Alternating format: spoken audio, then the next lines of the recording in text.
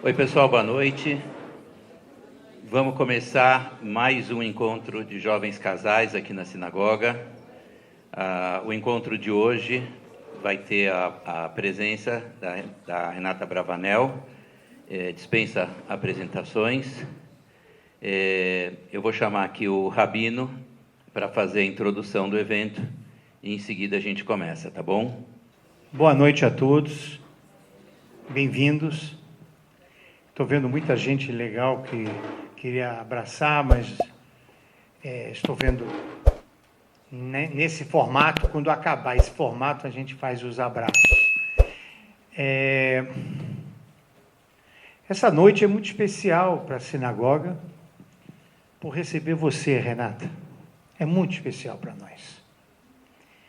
E a gente tem gratidão ao seu pai. E hoje a gente tem gratidão pela sua presença. E como tudo tem um significado, quando eu te convidei, eu falei, essa era uma das formas, e não a única, e não a exclusiva, de homenagear o seu pai. Queria muito que ele soubesse, está sabendo, que a filha dele está aqui para falar com o povo de Israel. Ele ia ficar muito emocionado por isso. Então, essa abertura que eu faço é dizer, Renata, você é a filha do Senor Abravanel, você é a mãe de 2 filhos, Nina e André. Você é uma empresária, presidente do Grupo Silvio Santos. E você é uma pessoa muito doce. E isso você herdou do seu pai. Essa doçura do ser. Sensível, espiritualizada. Então, essa noite, eu vou começar dando boas-vindas a você. Já dei boas-vindas aos meus amigos. Mas eu vou fazer a reza para o seu pai. E, portanto, eu peço para todos ficarem de pé.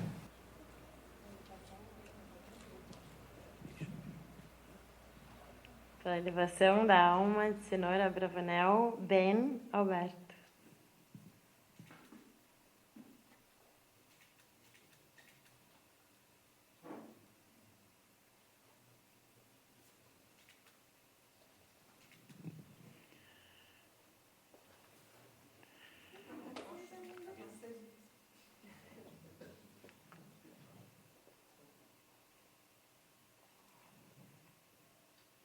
טוב שם משמן טוב, יום מעביד מוים ולדו, סוד דבר כל נשמע את אלוהים יראה, ואת מצוותיו שמעו כי זה כל אדם, המרחם, הוא ירחם את הנפש שם הטוב, מר סנו אברבנאל בן אלברטו, רוח אדוני תניחנו בגן עדן, הוא וכל בני ישראל השוכבים עמו, בכלל הרחמים והסליחות וכן יהי רצון, ונאמר amém. Com vocês, Renata Bravanel.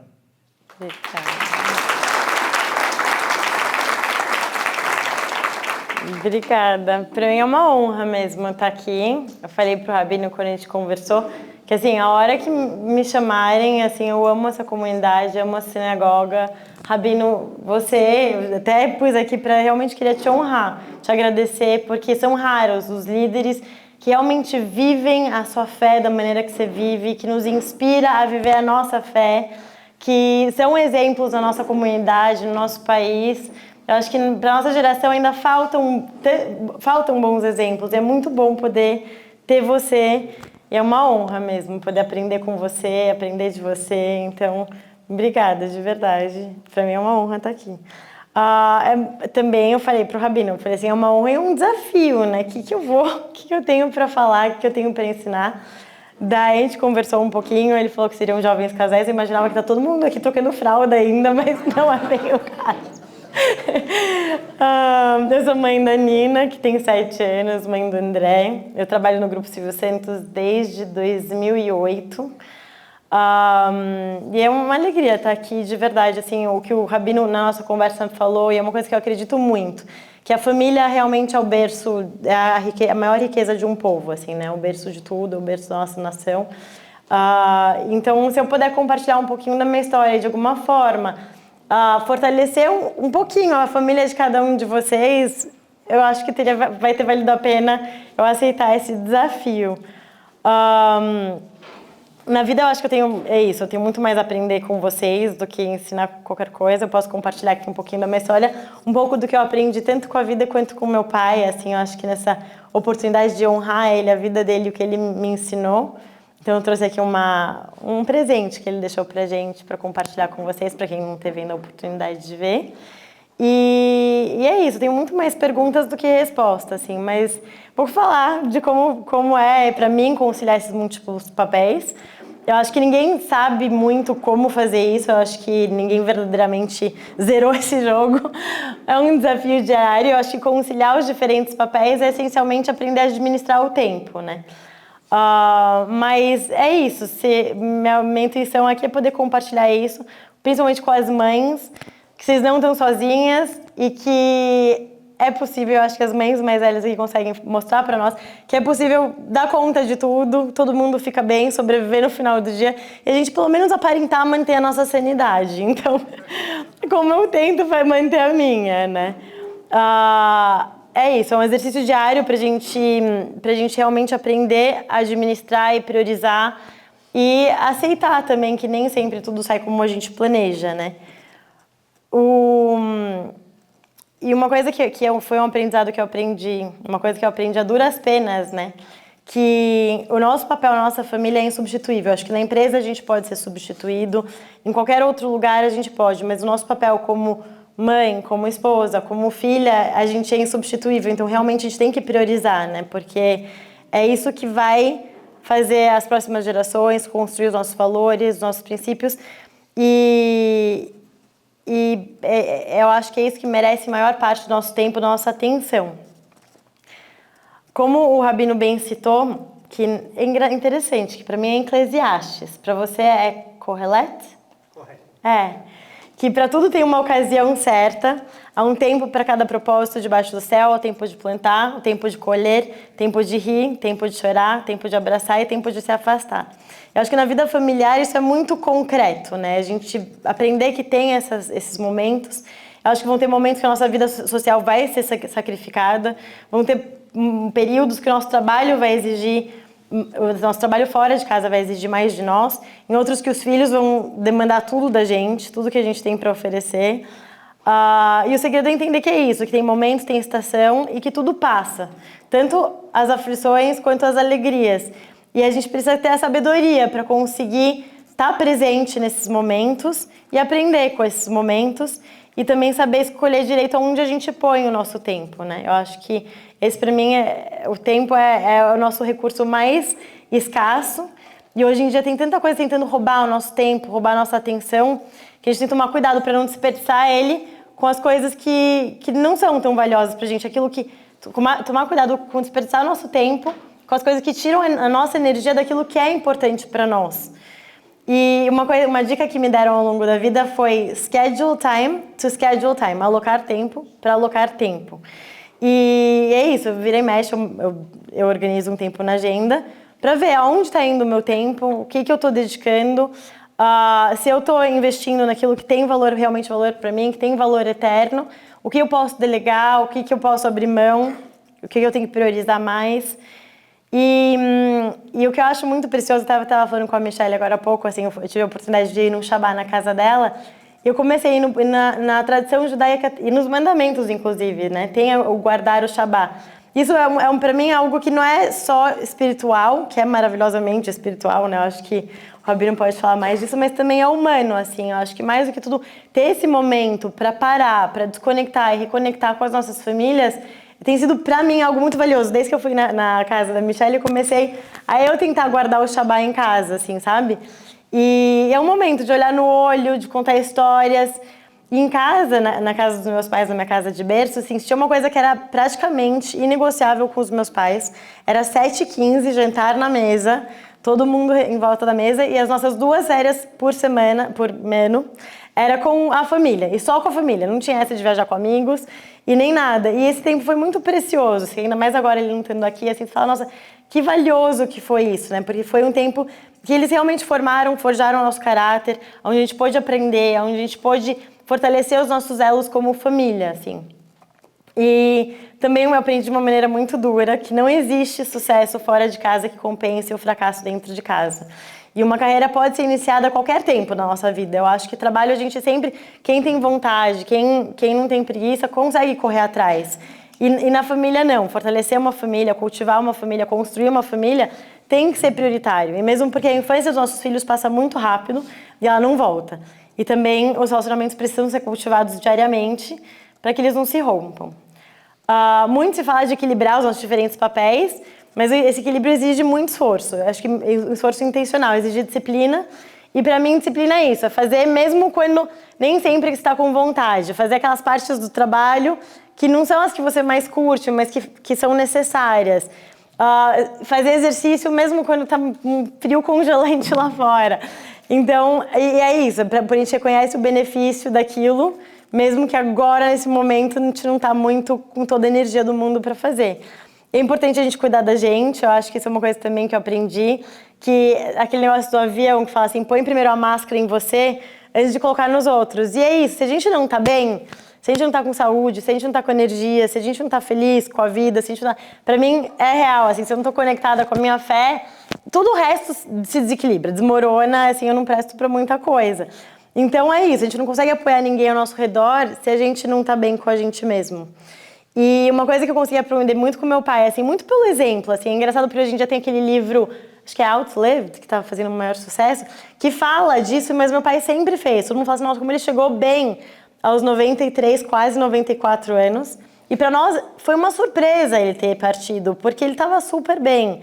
Então, assim, engraçado pro pessoal falar isso como, mas ele viveu até os 94, mas a gente não se conformou, porque ele tava bem. Então, é isso, é a questão de privilegiar o sono, o exercício, a boa alimentação.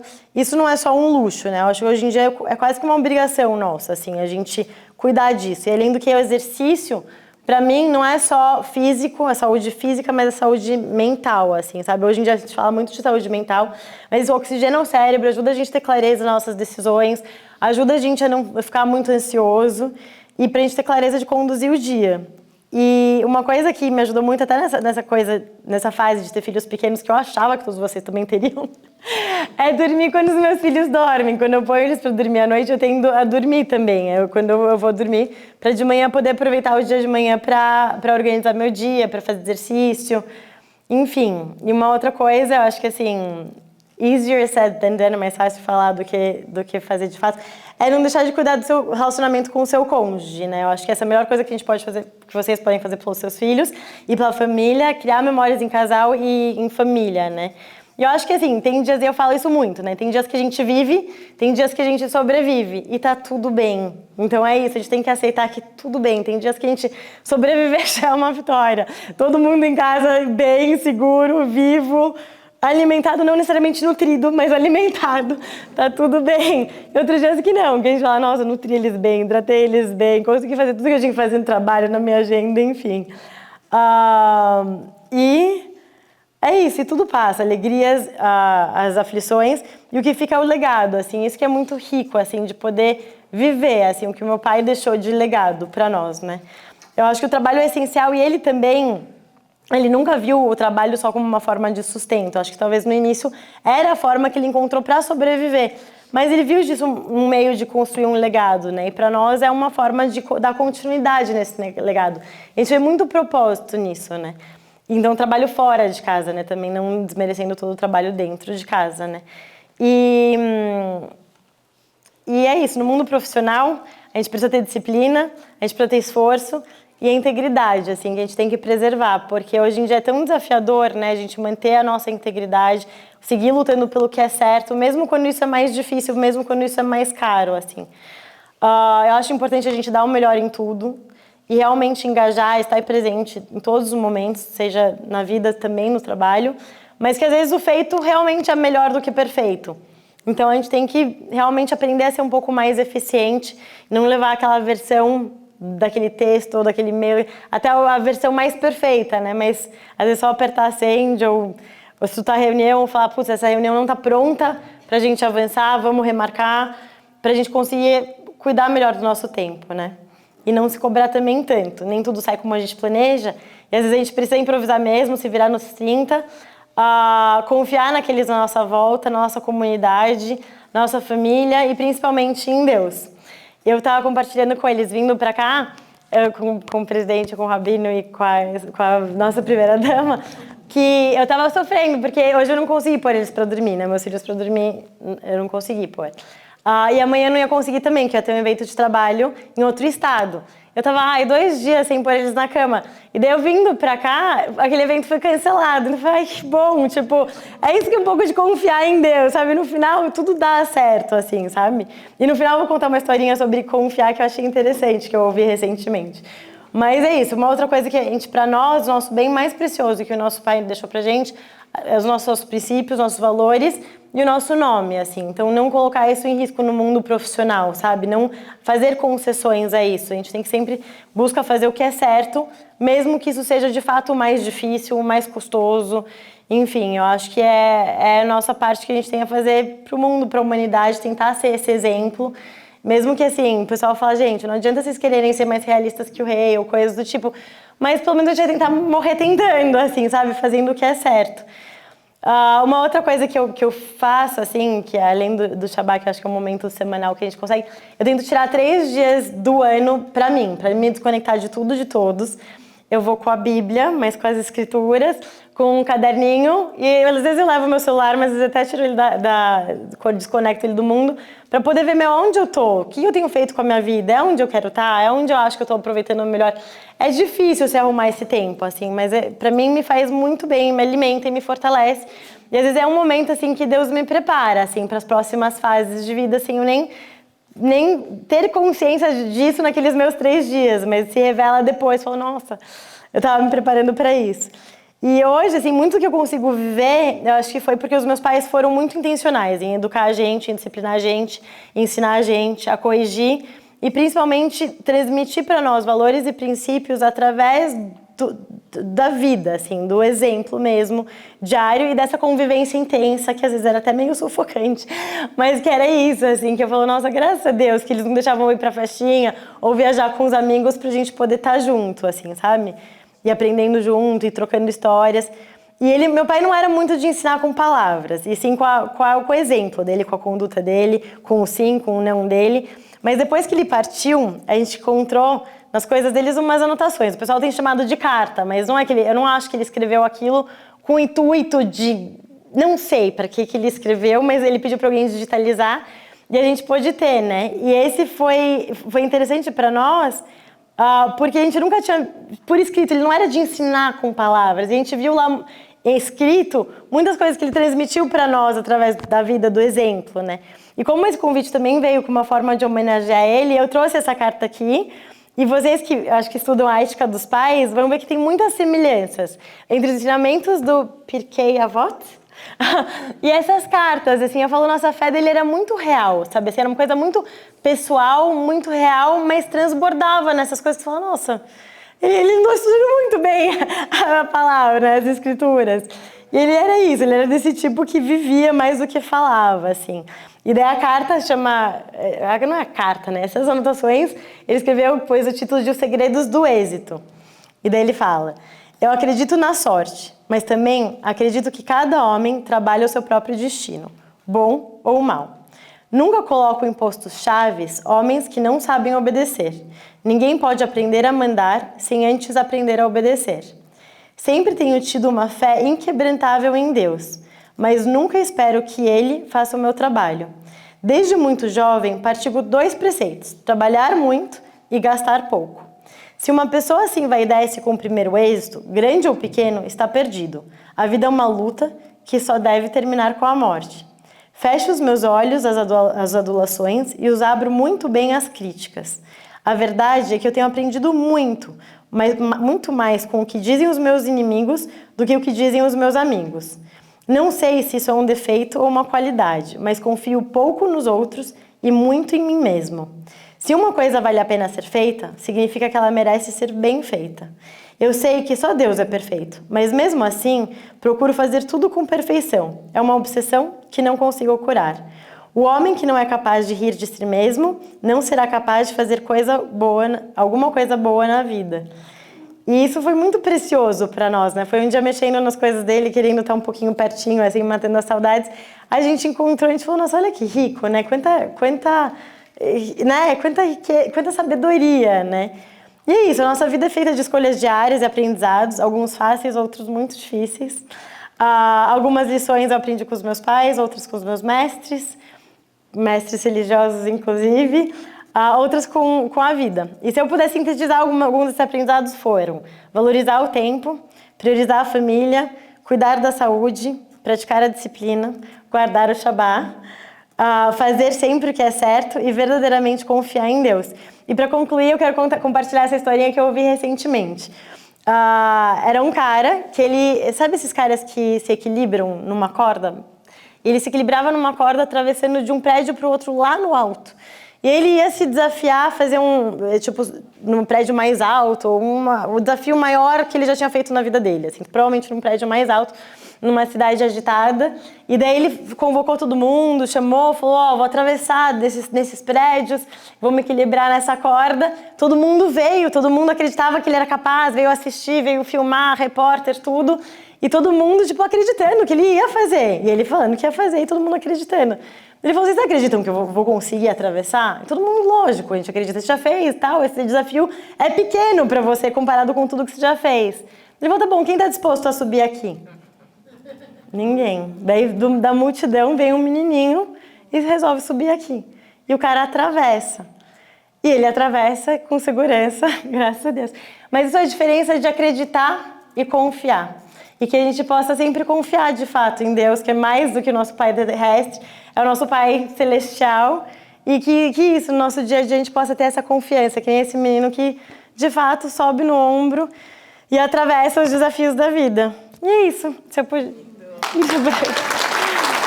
Obrigada. Obrigada. Olha, a simplicidade, né, foi assim, marca registrada, tá, Renata? A simplicidade. Mas eu quero fazer uma brincadeira antes, porque vamos abrir para perguntas e respostas. Quantos pais aqui têm filhos de 7 anos? Levanta a mão. 7 anos ali. 14. Quantos pais estão esperando para ter filhos? Levanta a mão. Isso. Quantos pais têm filhos de 5 anos? Levanta a mão. Você está vendo? Né? Não pense que você não está falando com pais que têm a mesma agenda. Tem de tudo aqui. Quantos pais têm filhos de 25 anos? Olha aí, olha aí. Tá bom. Viu? Tá bem heterogêneo? Pronto. Então agora vamos abrir a sessão aqui de perguntas e respostas, perguntas objetivas, né? Professor Ricardo, temos mais um microfone? Boa. Então, quem se candidata para a primeira pergunta? Amy, por favor, leva, eu deixo com você, Renata. A minha pergunta é como que vocês levaram esses valores todos para dentro do SBT? Como que é as relações entre vocês, os funcionários, enfim, o legado que seu pai deixou lá?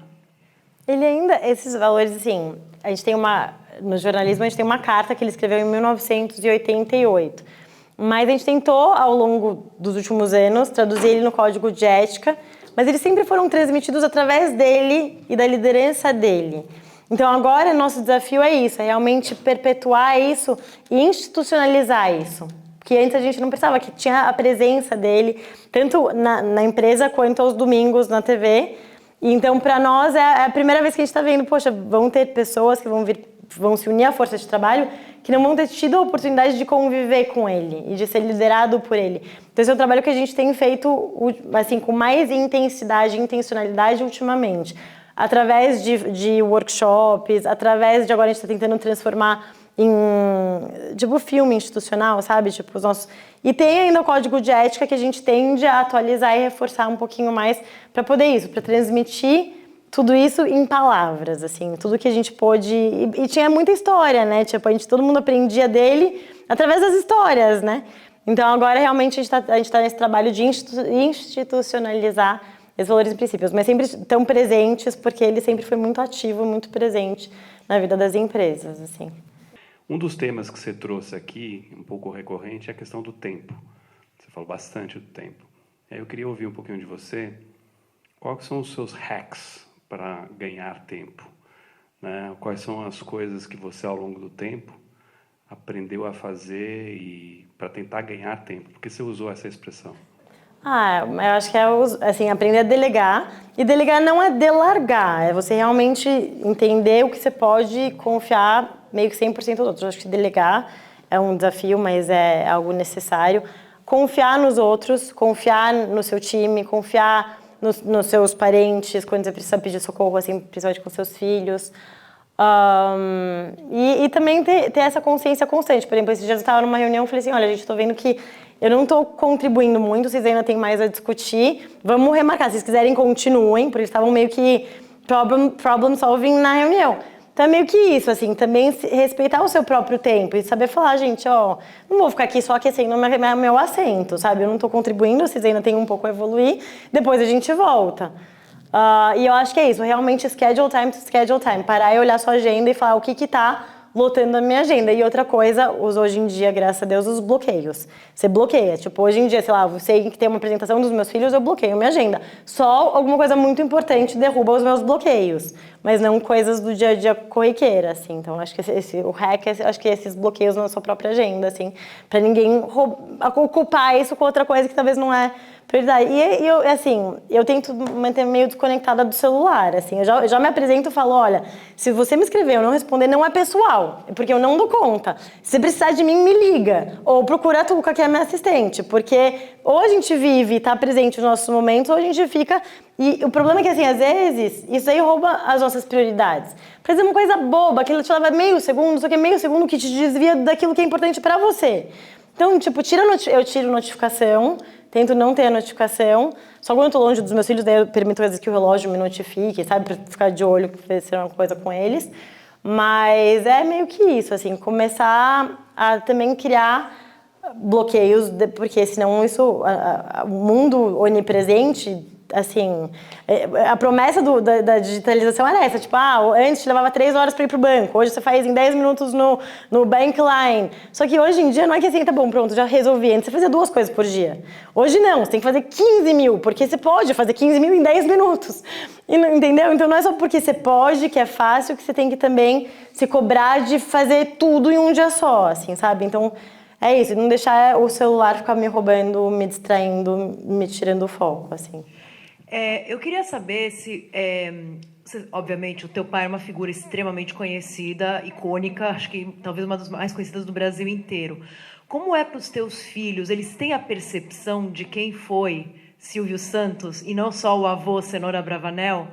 Ou é uma coisa que vocês tentam blindar ele um pouco assim toda essa, talvez até, porque a vida de vocês é muito pública, essa questão toda da privacidade? Assim, pra ser sincera, eu acho que eles não têm noção da dimensão. Eu fui ter, é interessante até essa história, com 10 anos de idade. A gente estava no Rio de Janeiro e meu pai descobriu que eu não conhecia o Cristo Redentor, o Pão de Açúcar, eu não conhecia os pontos turísticos do Rio. Ele resolveu pegar o carro e me levar para conhecer. E daí, até então, eu não tinha noção. A gente foi pro Pão de Açúcar e lá ficamos presos, porque assim... O que vinha de gente querer tirar foto e pedir autógrafo, sem brincadeira, teve que a polícia ir lá tirar, socorrer a gente. E eu, assim, naquela hora, eu falei, nossa, meu pai tem muitos amigos. Aí começou mais nossa. E daí eu falei, meu, o que é isso? E assim, eu acho, sinceramente, que nem ele tinha dimensão de quanto ele era conhecido e querido, porque assim, de graça, o povo assim, por saber que a gente é filho, o pessoal transmite um carinho, um amor, assim, eu mesmo a gente estava comentando, a gente chega nos lugares assim, tapete vermelho, e não é por nós, é por um amor, um carinho, um respeito a ele, que assim, é surreal. Então, eu acho que assim, eles, nessa dimensão, eles não entendem. Tem aquelas coisas que comentam na escola, sabe? Eu acho que minha filha mais velha, mais do que o mais novo tem 5, a mais velha tem 7. E daí, às vezes, rola umas coisas assim, tipo... a minha fulaninha não é muito minha amiga, mas ela não gosta muito de mim. Ela falou que a mãe dela força ela a ser minha amiga porque ela é neta do... Então, tem umas coisas meio complicadas, assim, sabe? Então, assim, eu acho que eles têm um pouco de consciência, mas não tanto, assim. De um ano para cá, estou abrindo minha empresa, então estou entrando nessa vida empresarial, né, e tal. E daí eu queria dicas de você, assim, como uma mulher, assim, bem-sucedida, pode, assim, casa, filhos, trabalho, tudo junto. Esse mix, assim, geral do empreendedorismo feminino, assim, que mais dicas você tem para isso, assim? Só como mulher, como mãe, assim, para equilibrar tudo, assim, ao mesmo tempo. Quando você tem reunião de filho, de marido, de pai, de mãe, de tudo junto, assim. Não, quando você tem tudo isso, escolhe as suas prioridades, assim, eu acho que é isso, assim, eu acho que filhos... É complicado, bem-sucedida depende de qual parâmetro, porque eu não acho que eu sou... Enfim, né? Eu comentei com o Rabino, eu sou divorciada, né? Então eu não acho que eu fui super bem-sucedida.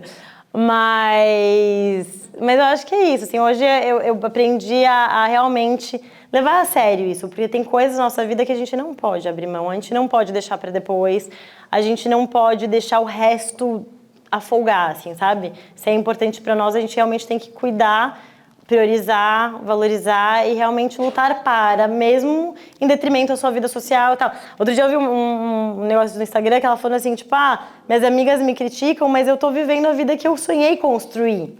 Então tá bom que eu não participo de todos os jantares, não sou super ativa no grupo de mães, ou coisa do tipo, mas eu tô realmente cultivando e construindo aquilo que é importante para mim. Então eu acho que é isso, quando tudo vai junto, tenta juntar a turma, seja tipo uma coisa, tipo amigos, tenta juntar os dois grupos e ver o que é mais prioritário. E também, assim, avalia bem o que é importante e urgente. Entendeu? Tem coisas que são importantes e são urgentes e que vão ter que, assim, esses bloqueios que você põe na agenda vão ter que sobrepor esses bloqueios. Mas se não é importante, se não é urgente, tenta remanejar, tenta organizar. E é isso, assim. E assim, eu não me sinto muito no lugar de fala, que o pessoal fala hoje em dia, para falar da mulher no mercado de trabalho. Porque meu pai não teve opção. E a gente não teve também muita opção, né? A gente nasceu com essa responsabilidade, assim. Então, eu não... Já aconteceu isso comigo, de eu entrar numa reunião, vários consultores, com os advogados, e o cara bambambam do escritório de advocacia, que me conhece, inclusive, me desprezou. E pra mim, tudo bem, eu não me abala em nada, mas me desprezou. Mas chegou a tratar mal, não é que ele ele chegou a me tratar mal. Mas tudo bem, eu falei, tá bom. O problema não foi só que esse cara foi prepotente, arrogante, né, e me tratou mal. Foi que no meio da reunião ele percebeu que eu era cliente. E daí ele mudou. E daí eu falei, poxa, eu não tinha ter mudado, ficou tão feio pra ele, porque tipo, todo mundo reparou. Mas pra mim, eu tava lá com uma missão, tipo, sabe aquela deixa que pensem, que digam, que falem, assim. E uma coisa também que eu aprendi ao longo da vida, se eu tenho dúvida, eu pergunto. Tipo, muita gente às vezes fica lá na sala de reunião fingindo que concordam, que entendem, que sabem de tudo, e não estão entendendo bolhufas. Então você falou, não, pera, não entendi, me explica direito. Eu não tenho a menor vergonha de falar, poxa, e até por ser mulher jovem, eu cheguei muito jovem. Quando eu cheguei no grupo, em 2008, eu tava com 22, 23. Mas aí, quando eu tinha 25, a gente teve um problema de fraude no banco, que era nosso. E eu tive que fazer parte dessas reuniões com um monte de, tubarão. E eu falei, tipo assim, só que na época, quando eu entrei no grupo, eu sentava nas reuniões de conselho e falava, nossa, tão diferente de tudo que eu aprendi. Bom, mas esses caras estão administrando o grupo há 50 anos, até então era 50, eles devem saber o que eles estão fazendo. E daí eu descobri que não era bem assim, né, depois que a gente teve a situação com o banco. E daí eu falei, não, vou perguntar. Tudo que eu tiver dúvida que não ficou claro pra mim, eu pergunto. Mas é isso, assim, nunca tive alguém que tentou passar, me impedir de crescer ou puxar meu tapete, porque eu não fui na jornada tradicional. E graças a Deus, assim, até por tudo que meu pai construiu, algumas portas foram abertas com muito mais facilidade, assim, sabe? Mas empreender não é fácil, é muito desafiador. E conciliar tudo isso é difícil, mas assim, entre qualquer coisa profissional e a sua família, sempre valorize e privilegie e priorize, eu acho que a família, assim. Foi uma escolha tua de entrar... Escolha não, quer dizer, teu pai tinha todo esse grupo Silvio Santos... foi uma escolha... Vocês tinham como uma escolha ou isso foi vindo de pequena, vou fazer faculdade, vou me formar, será que eu vou entrar no Grupo Silvio Santos? Como que foi essa tua entrada lá? Então, assim, meu pai nunca forçou e nem tentou conduzir a gente a nada. Eu acho que ele era tão apaixonado, tão assim, aquilo... Não só a vida pública dele, que eu acho que isso para ele era a maior paixão. Realmente, assim, ele na plateia, com aquela turma, ele ficava, sem brincadeira, 25 anos mais jovem. Assim, eu pude testemunhar isso pós-pandemia, assim, o quanto ele rejuvenescia, quanto aquilo era vida para ele. Mas, para além disso, tipo, a parte de empresário, ele amava o que ele fazia realmente com muito coração. Então, eu acho que isso, de certa forma, a gente fala, pô, isso deve ser legal. Mas ele falava para nós, falou assim, tipo, no grupo, eu tenho de toda a carreira. Você quer ser atriz, você quer ser maquiadora, então se quiser, o que vocês quiserem fazer na vida, provavelmente tem um cargo, um espaço no grupo. Mas ele nunca prometeu e nunca forçou. Daí, eu, por natureza, eu queria ser publicitária, e daí no primeiro, segundo colegial, minha escola promoveu uma conversa de... era, sabe, essas de carreira, assim, com várias pessoas de carreiras diferentes, vinham palestrar. E eu percebi que a maioria das palestras, as palestras que mais me interessavam, tinham a ver com a administração. E eu acabei optando por fazer administração aos 49, assim, lá no segundo, terceiro colegial que eu mudei, porque eu falei, nossa, isso me interessa mais. E não pensava em trabalhar no grupo, eu acho que cada uma foi optando, escolhendo, e a vida foi conduzindo. Quando eu me formei, e daí eu trocava muita ideia com meu pai na faculdade e tudo. Quando eu me formei, eu acreditava e ainda acredito que, assim, quem é de família empresária tem que ter experiência fora, até para se provar para si mesmo. Só que meu pai sempre se achou velho, né? Desde os 45, 44 anos ele se achava velho. E daí, quando eu me formei, ele falou assim, vem trabalhar no grupo, tipo, dá uma chance. Falei, pai, não, preciso ter experiência fora. Daí a gente conversou, negociou, trocou ideia, eu entrei com a minha, saí com a dele, a gente trocou. E daí ele falou, dá 6 meses de chance. Se daqui 6 meses, se tiver com essa cabeça mesmo ainda, achar que é importante, você vai. E daí no 5º mês, eu fiz meio que um programa de trainee, e no 5º mês eu me engajei, porque era uma época que eles trocavam o site, que na época era uma brochura digital. Eles mudavam a carinha do site, porque era aniversário do SBT, no mês de agosto, que é bem próximo da data que ele partiu. E eu assumi, ninguém cuidava desse projeto, era meio TI, meio assessoria de imprensa. E daí eu assumi, alguém falou, Renata, quer cuidar? Já que você tá aqui meio fazendo nada, você não quer cuidar? Daí eu comecei a cuidar, me engajei, formei o departamento lá na época, Novas Mídias, estruturei e me engajei. E lá estávamos nós, cada uma fazendo o que lhe interessava mais, assim. E cada uma levou mais tempo, acho que a Patrícia, como ela tem essa veia artística desde pequena, ela levou mais tempo de assumir, reconhecer, enfim, meu pai que teve que jogar e empurrar ela. Mas ela também estava fazendo estágios, tentando se encontrar. E daí, quando teve a situação de 2010, a gente falou, tá bom, assim, a gente pode cada um fazer o que gosta mais. O grupo estava profissionalizado naquela época, a gente tinha confiado demais no pessoal que estava lá. A gente falou, tem coisas que a gente, como família, não pode delegar. Então, governança, principalmente, a auditoria é uma coisa delas.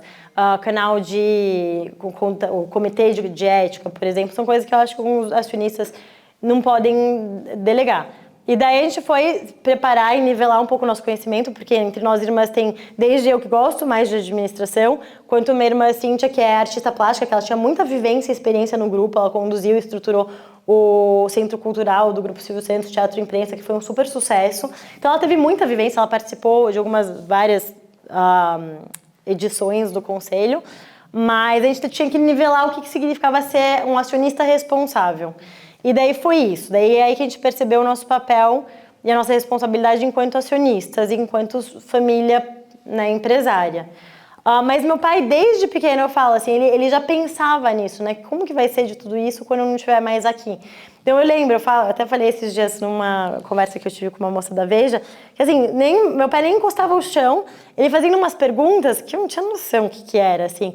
E nem maturidade para responder. Mas hoje ele já estava pensando na sucessão, ele já estava pensando... Então ele tentava, só que como ele também é uma pessoa muito pública, toda vez que ele tentava fazer esse trabalho, vazava e daí vinha tipo, ai, será que ele tá doente? Será que ele tá morrendo? Daí a gente tinha que dar uns passinhos para trás até a gente finalmente conseguir emplacar. E daí, com a situação do Banco Pan-Americano, acelerou tudo isso e a gente começou a se engajar mais como acionistas responsáveis da empresa. Assim. Então, acho que isso é uma responsabilidade, não tem como fugir. Lógico, quem não quiser fazer parte dessa sociedade tem sempre opções, mas, então, acho que nesse aspecto é algo que foi quase que imposto. A gente nasceu nesse contexto, porque, graças a Deus, ele foi muito bem sucedido. E a gente, todo mundo, graças a Deus, a gente está super bem como sócios, a gente trabalha bem juntas. A gente já veio desenvolvendo o nosso relacionamento como sócio desde 2015, 10 anos antes dele partir. Assim, a gente vem efetivamente trabalhando juntas como sócias, antes com muito apoio, respaldo dele. E agora... on our own, assim, sabe? Mas e com esses valores, princípios, que para nós, assim, é maravilhoso ter eles em comum, sabe? E ele foi muito... Então, todas nós, isso a gente pode discordar em questões da empresa, mas a gente sempre está alinhado em valor, princípio e objetivo. Então, isso para nós é maravilhoso, que a gente pode discutir calorosamente, mas que no final do dia a gente sempre sai, toma um café junto, almoça junto, se conecta. Ontem que fez 1 ano, todo mundo se conectou, chorou junto, rezou junto. Mas isso que é muito legal, assim, porque mesmo quando a gente discorda, a gente se dá muito bem. Minha pergunta, basicamente, é assim, a gente conhece o senhor Abravanel Silvio Santos, a figura pública dele, né? Na televisão, sorrindo, bem-humorado, fazendo piadas e encantando o público, né? Eu sou um fiel, né? Eu sempre acompanhei quando pequeno e todo mundo aqui, muita gente, né? Todo mundo viu. Né? Agora eu queria perguntar como que era no dia a dia dele, que com certeza ele tinha também dificuldades do trabalho, né? Pepinos para resolver, né? Como um grande diretor, presidente do grupo, né? Funcionários brigando, ou até a história que você contou do banco, né? Roubos, fraudes, né? Até também rumores, nessa última época dele, rumores da saúde, muita gente na mídia, talvez fake news, né? Da saúde dele, né? Comentando coisas que não eram reais. Ou seja, como que o estresse no dia a dia do Silvio Santos, que a gente não conhece ele bravo, mal-humorado, né? Como que ele lidava com isso? Porque todos nós, seres humanos, temos as nossas adversidades, né? Nosso trabalho, dia a dia, e o traço forte dele era o bom humor, né? Que a gente conhece perfeitamente. Se ele deu dicas práticas para vocês de como driblar as adversidades e o que vocês levam para vocês hoje dele, nesse sentido, né? Tá, vou ver se eu consigo responder tudo, que você tocou em vários pontos. Mas, assim, ele só ficava mal-humorado quando ele estava com fome. Era perceptível. Ele ficava um pouquinho mais rabugento, mas, assim, ele em casa era igual a ele. Não, é real, assim, porque nada abalava ele, mas quando ele estava com fome... A gente até brincava, assim, sabe? Tipo, ele e a Rebeca são parecidos nesse aspecto. Então, quando os dois começavam a ficar meio rabugentinhos, tipo, então, vamos parar, eu tô com fome, vamos parar. Porque eles não reconheciam que era fome. A Rebeca não reconhece, ele não reconhecia que era fome. Mas, assim, fora isso, nada abalava ele, porque alguns motivos. Ele falava que os problemas são um tempero da vida. E é isso. E o único problema que não tem... Na vida, a única coisa que não tem solução é a morte. O resto, ele corria atrás das soluções. Na questão de 2010 foi interessante porque era feriado de 7 de setembro, se eu não me engano, quando ele ficou sabendo, e estávamos todas nós viajando. E a gente estava naquela, ou indo ou voltando. E o presidente do grupo à época falou, preciso falar com você. Era um sábado, ele estava gravando, falou, preciso falar com você. E daí ele falou, não, tá bom, segunda você vem aqui. Ele falou, não, preciso falar com você hoje. Daí ele falou, não, tá bom, então vem. Daí ele falou, putz, aconteceu alguma coisa com uma das minhas filhas. Tipo, ele já estava pronto para saber que algum avião tinha caído. E daí, quando chegou lá, é um problema que tem solução. Vamos atrás de resolver esse problema. Ele não procurou culpados, ele não foi atrás de nem entender o que tinha acontecido. Ele matou essa responsabilidade no peito e falou, nunca vou deixar ninguém que confiou em mim na mão. Então, foi atrás, pôs todos os bens garantidos, enfim, e resolveu. Então, aí, trabalhou 2 turnos. Eu lembro que eu descobri, porque eu cheguei em casa, era 8h30 da noite, e ele jantava com a gente 7h15 e tal. Ele sempre estava em casa 7h15. A gente já era um pouquinho mais velho, mas as irmãs já eram casadas e tal. E eu cheguei em casa, eu era a única que morava ainda com eles. Vi ele de terno. Daí eu falei, ixi, tem alguma coisa estranha, né? Tipo, ele, né, num primeiro momento, ele e minha mãe, até entender a situação, guardaram isso entre eles, assim, antes de passar para nós. Mas é isso, ele, o que precisa fazer? Vamos ver, vamos atrás, vamos resolver, todos os meus bens em garantia, vou trabalhar minha vida inteira pra não deixar ninguém na mão. Então, acho que não tinha um problema que estressava ele ia atrás de resolver. E ele encarava os problemas como o tempero da vida, isso fazia parte.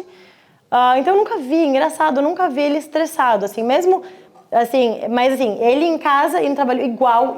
A única coisa é que quem trabalhava com ele na produção via esse lado firme dele, bravo, exigente. E a gente, como filha, também levava umas belas de umas broncas. Então ele não dava bronca pro público, mas é a única coisa. Mas ele preenchia a nossa casa, ele trazia toda aquela alegria. Ele cantava, ele movimentava, ele era agitado, ele era super observador, enfim, ele era igual, fazia piada. Eu lembro a gente nas mesas de jantar morrendo de rir, de doer a barriga, assim. Era isso, ele era brincalhão, enfim, era isso. E eu acho que, com relação à saúde, eu acho que o que mais preocupava ele era a saúde, dele ou de qualquer pessoa, porque para ele o único problema que não tinha solução era a morte. Então ele ficava aflito, porque ele se sentia às vezes impotente. Mas com a saúde dele, ele não deixou ser cuidado. Assim, graças a Deus eu não vi meu pai velhinho. E é isso, ele nunca ficou velhinho, assim, de ficar... Ele preservou a autonomia e a independência dele até o final, mesmo quando ele estava mais cansado, com menos energia. E até antes da saúde dele começar a ter mais turbulência, que ele pegava gripe, daí pegou Covid, e no final foi a pneumonia que levou ele, assim. Mas ele não aceitava ajuda e ele falava assim, o duro de não parecer a idade que tem é que vocês acham que eu sou um menino. Ele com quase 80 anos foi numa tirolesa, que assim, gigante que eu nunca fui na minha vida. Então, mas a gente ficava puxando, porque ele ia, ele falava, vocês acham que eu sou menino? Tipo, vocês querem que eu vá pra parque, tipo, de diversão com 90 graus? Não. Então é isso, a cabeça dele nunca envelheceu, sempre muito atual. E é isso, a saúde era o que assustava. Ele também se recusava a ficar procurando. Ele falava, quem procura acha. Ele não fazia isso. Ele realmente não tinha nada. O que levou ele foi uma pneumonia. O rapaz que assinou o atestado dele falou, gente, ele é o meu paciente mais velho que não tem nada. Ele tinha, para não falar que não tinha nada, tinha hipotiroidismo. Só. Que é o que eu tenho também. Então é isso. Mas ele sempre cuidou da alimentação, da saúde, sempre fez exercício. E graças a Deus preservou a autonomia e a independência dele.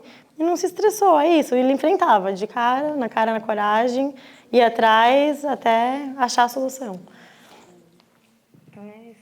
Gente, é assim, a gente podia continuar, eu pedi já para as pessoas que queriam perguntar que me perdoasse, mas eu tenho que cuidar do patrimônio do SBT, do Grupo Silvio Santos, entendeu? Tem que cuidar do patrimônio e agradecer bastante. Renata, foi muito, muito interessante ouvir você e muito carinhoso, né? Você fala de uma forma muito carinhosa. Eu queria, então, também para expressar esse carinho, convidar Berta Dweck para entregar flores para a nossa palestrante, por favor.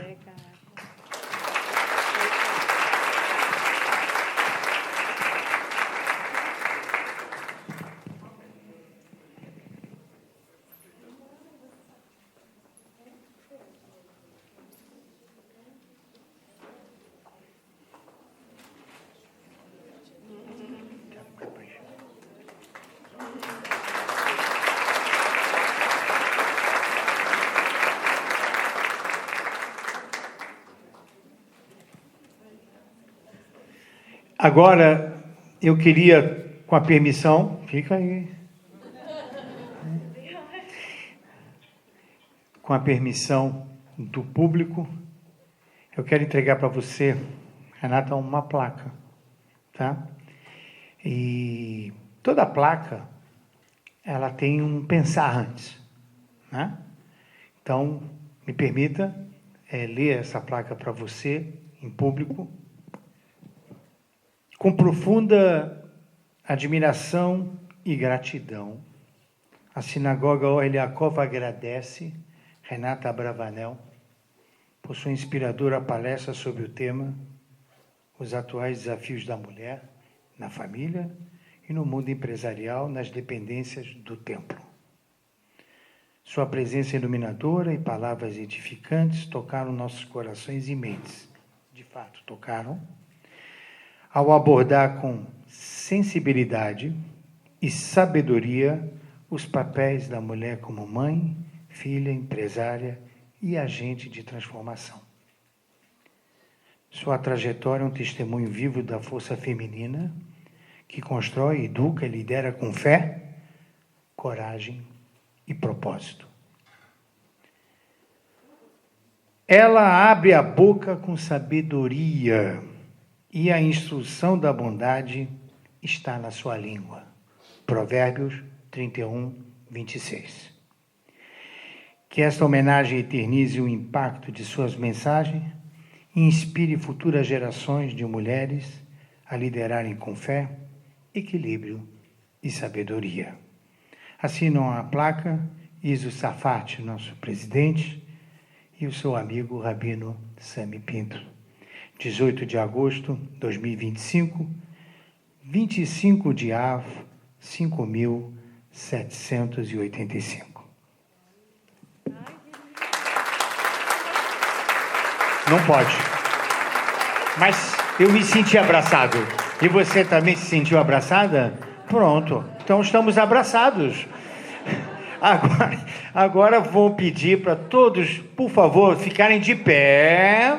E eu vou pedir para ela virar, que a gente vai tirar uma foto do grupo todo. Assim, eu gosto de inventar algumas coisas. Eu gosto de quebrar o protocolo. Vamos virar para cá, para lá.